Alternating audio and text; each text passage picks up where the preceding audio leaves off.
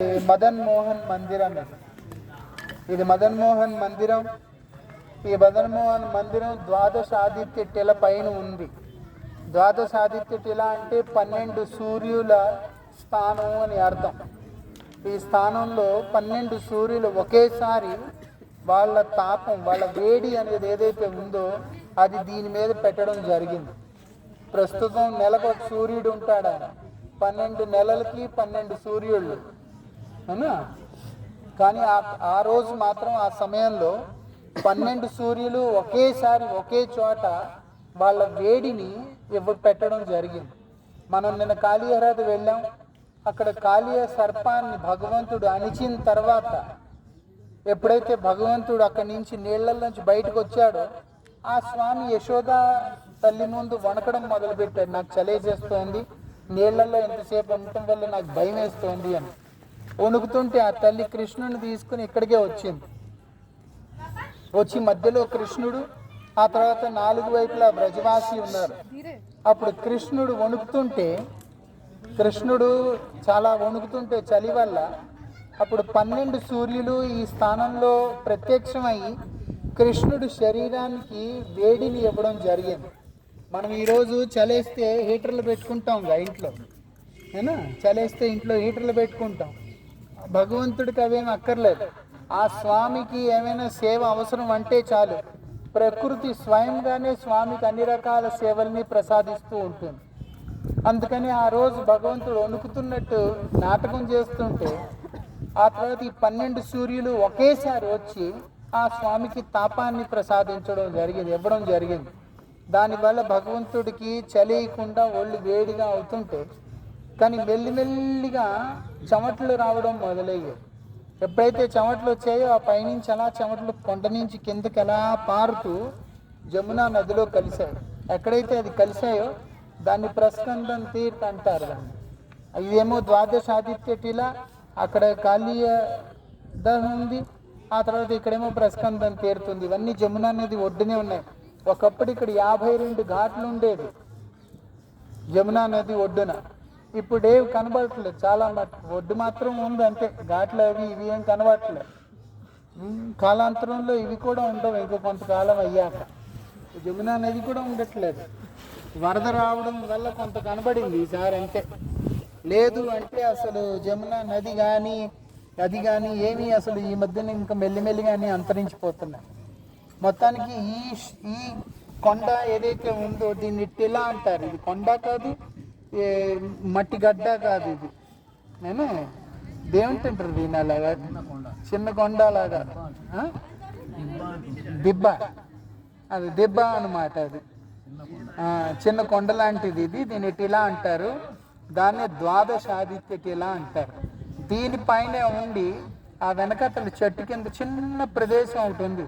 అక్కడ ఉండి సనాతన గోస్వామి గారు మనం అనుకున్నాం, ఆయన ఇక్కడ నుండి భజన చేస్తూ ఉండేవారు. ఆయన భజన చేస్తూ ఆయన అలవాట్లు ఏంటి అంటే, మథురలో ఆయన ఎప్పుడు బాత్రూమ్కి వెళ్ళేవాళ్ళు కాదు. వాళ్ళు ఈ షడ్ గోస్వామిలు ఎప్పుడు ఈ వ్రజధామంలో ఎప్పుడు మలమూత్రాల కోసం ఉపయోగించేవాళ్ళు కాదు. వాళ్ళు ప్రతిరోజు ఇక్కడి నుంచి బయటికి వెళ్ళి ఆ తర్వాత మళ్ళీ తిరిగి వచ్చేవాళ్ళు. ఆయన ఏంటి అంటే ఇక్కడి నుంచి గోవర్ధన్ వరకు నడుచుకుంటూ వెళ్ళి ప్రతిరోజు, ఆ తర్వాత గోవర్ధన్ గిరి ప్రదక్షిణ చేసి, ప్రదక్షిణ అయిపోయిన తర్వాత గోవర్ధన్ నుంచి మళ్ళీ మథుర నడుచుకుంటూ వెళ్ళి అక్కడ బ్రాహ్మణుల ఇంట్లో భిక్ష చేసి, మధుకరి అంటారు దాన్ని, అది చేసి ఆ తర్వాత అక్కడి నుంచి ఆయన ఏం చేసేవారయ్యా అంటే తిరిగి బృందావన్ వచ్చి భజన చేసుకుంటూ ఉండేవారు. అంటే చెప్పాలి అంటే రోజుకి ఒక 60-70 కిలోమీటర్లు నడిచేవారు ప్రతిరోజు. అంతేకాకుండా గోవర్ధనే కాదు, కొన్నిసార్లు అక్కడి నుంచి నందగాం వెళ్ళేవాళ్ళు, కొన్నిసార్లు అక్కడి నుంచి అక్కడికి వెళ్ళేవాళ్ళు. అలా అటు ఇటు బ్రజధామం అంతా మనం ఏదైతే కారుల్లో కూడా వెళ్ళి అలసిపోయి వచ్చామో అది ఆ స్వామి నడుచుకుంటూ వెళ్ళేవాడు. ఆయన ఎంత భక్తి, ఎంత పరవశం అది. ఆయన అలా నడుచుకుంటూ అన్నీ వెళ్తూ ఉండేవారు అలా ప్రతినిత్యం. ఓ రోజు అలాగే ఆయన మథుర వెళ్ళినప్పుడు ఏం జరిగింది అంటే, 2 పిల్లలు ఇద్దరిని ఆడుకోవడం చూశారు. ఆయన చూస్తూ ఉంటే మెల్లిమెల్లిగా ఆ ఆటల్లో మదన్ మోహన్ అనే బాలకుడు పారిపోతూ గుళ్ళోకి వెళ్ళిపోయాడు. ఆయన వెళ్ళిపోతే ఇంకొక అబ్బాయి ఆయన్ని చూసి, ఈరోజు నువ్వు పారిపోయావు, రేపు నిన్ను చూస్తాను ఆయన. ఇదంతా సనాతన గోస్వామి చూస్తూనే ఉన్నారు. ఏంటంటే ముందేమో ఆడుతున్నాడు, పాడుతున్నాడు, అన్నీ ఉన్నాయి, కానీ హఠాత్తుగా గుళ్ళోకి వెళ్ళిపోయి విగ్రహం అయిపోయాడు ఆయన. ఆయన చూశాడు, ఈయనైతే సాక్షాత్ భగవంతుడే ఈయన. ఆ తర్వాత మరుసటి రోజు ఇంకా చూడాలనిపించి త్వరగా వచ్చేసాడు. ఎప్పుడైతే త్వరగా వచ్చి చూస్తున్నాడో అప్పుడు ఆ ఇద్దరిని పోషిస్తున్న ఒక వృద్ధ మహిళ, ఆమె ఇంకా స్నానం చేయలే, అలాగే నిద్రలోంచి లేచి అరే లేట్ అయిపోయింది అని త్వరగా ఆ కుండలో అన్నం పప్పు అన్నీ వేసేసి ఒక చేతితో పళ్ళు తోముకుంటూ ఇంకో చేతితో అటు ఇటు చూసి గరిట దొరకపోయేసరికి ఆ పళ్ళు తోముకునే దాంతో దాన్ని దాతూని అంటారు, దాంతో ఆమె ఇలా ఇలా ఇలా అని కలిపేస్తోంది కిచిడి. ఇక్కడేమో పళ్ళుతో వేసుకుంటాను, ఆ తర్వాత అటు కిచిడి కూడా కలిపేస్తోంది. అసలు ఎంగిలి అని కానీ పవిత్రం అని కానీ అవి కానీ ఇవి కానీ శుభ్రత ఏం లేవు.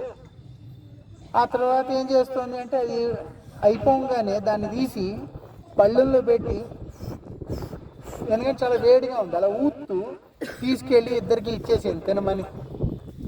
సనాతన్ గోస్వామి ఇవన్నీ చూస్తూ ఉన్నారు. సనాతన్ గోస్వామి ఇవన్నీ చూస్తూ ఉన్నారు. ఏంటి అసలు ఇలా ఏంటి చేస్తుంది, ఇది సరైన పని కాదు కదా. అందుకని సనాతన్ గోస్వామి ఏమన్నారంటే, అమ్మ నువ్వు చేస్తున్నది తప్పు, ఇవన్నీను ఇలా చేయకూడదు, అది ఇది చాలా పెద్ద తప్పు చేసావు నువ్వు. ఆమెమో అన్ని అర్థం చేసుకుంది, సరే అండి మీరు ఇలా చెప్తున్నారు కదా స్వామి, ఇక మీద జాగ్రత్త పడతాను నేను అని చెప్పి ఆ మరుసటి రోజు ఉదయం లేచి స్నానం చేసి పూజ చేసి అది చేసి ఇది చేసి తయారయ్యి మళ్ళు కట్టుకొని ఎప్పుడైతే వండటానికి సిద్ధమవుతోందో ఈ మధ్యలో ఆ ఇద్దరి పిల్లలు ఆమె బట్టలు పట్టుకుని లాగుతూ ఉన్నారు, ఆకలి ఆకలి ఆకలి అని. ఆమెమో ఉండండి అమ్మా వంట వండుతున్నా నేను, ఇంకా టైం పడుతుంది అది ఇది అని. వాళ్ళేమో ఆకలేస్తోంది ఆకలేస్తోంది అని గోల్ చేస్తుంటే సనాతన్ గోస్వామి అది కూడా చూస్తున్నారు. నేను ముందే వచ్చారు ఆయన, ఈ పిల్లలు లేరులేంటో చూద్దామని. ఆయన తెలిసిపోయింది వీళ్ళ పిల్లలు కాదు, వీళ్ళు స్వయంగా భగవంతుడే. అందుకని ఆయన ముందే వచ్చేసి అది చూస్తుంటే ఆయనకి చాలా బాధ అనిపించింది. ఏంటది, నా స్వామి ఆకలితో ఉంటే నేను ఏంటి అసలు ఈ మధ్యలో ఇవన్నీ పెట్టాను. ఆయన వెంటనే ఆమె దగ్గరికి వెళ్ళి, తల్లి మీరు మొదట్లో ఎలా ఉన్నారో అలాగే ఉండండి, మీరు మీ అలవాట్లు మార్చుకోవద్దు, ఎందుకంటే ఇలా చేస్తే స్వామికి మళ్ళీ ఆకలి వేస్తుంది, ఆయనకి ఇబ్బంది అవుతుంది, అది నాకు నచ్చదు తల్లి. మీరు ఎలా ఉన్నారో అలాగే మీరు మీ స్వామికి నైవేద్యాలు పెట్టుకోండి అనేసి ఆయన అలా చూస్తూ ఉంటే ఆ కృష్ణుడు ఆయన ముందు వచ్చి సనాతన్ గోస్వామి బట్టలు పట్టుకొని, నేను నీతో పాటు వెళ్ళాలనుకుంటున్నా అన్నాడు ఆయన మథురా నుంచి. నాతో వెళ్ళాలంటే నా దగ్గర ఉండటానికి అసలు ఇల్లు లేదు, వాకిల్ లేదు, ఏం లేదు స్వామి. మీ యశోదామయ్యాయే మిమ్మల్ని సంతృప్తి పరచలేకపోయింది. ఇంత వెన్న, ఇంత పాలు, ఇంత పెరుగు ఇన్ని ఉండి కూడా నా దగ్గర అయితే అసలు ఏమీ లేవు. నేను నీకేం పెడతాను, ఏం పర్వాలేదు, నేను నీతోటే ఉంటాను, కానీ నేను నిన్ను మోసుకెళ్ళే శక్తి కూడా నాకు లేదు కా. ఏం పర్వాలేదు, నేను నడిచి వస్తా నీ వెనకతల.